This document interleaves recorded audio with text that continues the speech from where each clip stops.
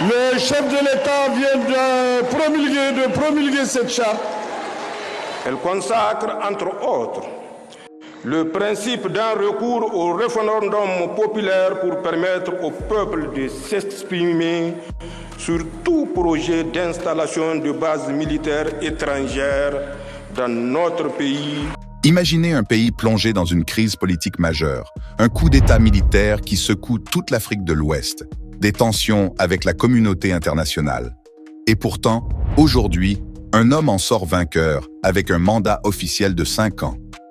Comment le général Abdourahmane Tiani est-il passé de chef de la garde présidentielle à président officiel du Niger? Voici l'histoire captivante d'un pouvoir conquis et consolidé dans un contexte explosif. Le 26 juillet 2023, le Niger se réveille sous le choc. La garde présidentielle, dirigée par le général Abdourahmane Tiani, renverse le président élu Mohamed Bazoum. L'annonce fait l'effet d'un séisme. En quelques heures, la démocratie nigérienne bascule.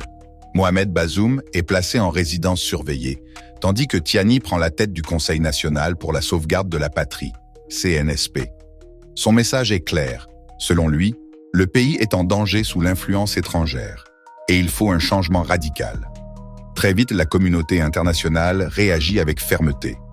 La CEDEAO impose de lourdes sanctions économiques et politiques. Les menaces d'intervention militaire se multiplient. Le Niger est en passe de devenir un paria. Pourtant, au sein du pays, une partie de la population soutient le putsch, voyant en Tiani un libérateur face aux ingérences étrangères. Mais prendre le pouvoir est une chose, le conserver en est une autre. Tiani fait face à une pression énorme. Pour consolider son autorité, il joue une carte stratégique. Il renforce ses liens avec le Mali et le Burkina Faso. Formant l'Alliance des États du Sahel, il expulse les troupes françaises, rompt des accords militaires historiques et se tourne vers de nouveaux partenaires, notamment la Russie et l'Iran. Cette décision change la donne et affaiblit l'influence occidentale dans la région. Le temps passe et le CNSP doit trouver un moyen de légitimer son pouvoir.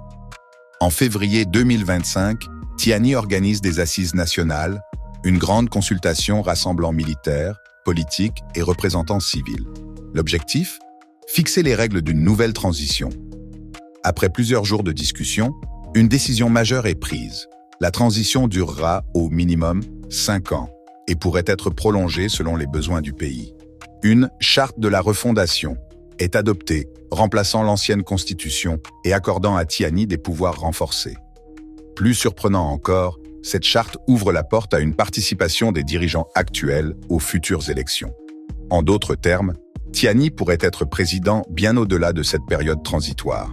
Puis vient le jour décisif. Le 26 mars 2025, Abdourahmane Tiani est officiellement investi en tant que président du Niger pour une transition de 5 ans. L'homme qui avait pris le pouvoir par la force devient désormais le chef légitime du pays. Lors de son discours, il insiste sur la souveraineté du Niger, la lutte contre le terrorisme et le développement économique. Il prend des décisions radicales, dissolution des partis politiques, libération de certains prisonniers et renforcement massif de l'armée. Mais cette montée en puissance de Tiani n'est pas sans conséquences. Sur le plan national, le pays est divisé. Pour certains, il est un héros qui a libéré le Niger du joug occidental. Pour d'autres, il est un militaire qui prolonge son règne sous couvert de transition. Sur le plan international, la CEDEAO reste sceptique, tandis que la Russie et la Chine renforcent leur influence. Le Niger, autrefois allié de l'Occident, est désormais un acteur clé dans le nouvel échiquier géopolitique africain.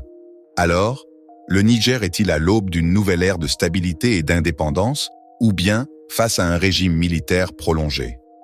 Abdourahmane Tiani a su manœuvrer habilement pour consolider son pouvoir, mais les défis restent immenses.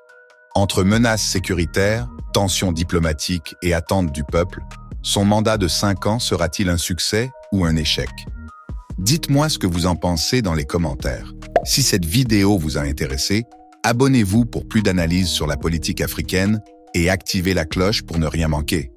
Partagez cette vidéo pour que tout le monde comprenne ce qui se passe réellement au Niger.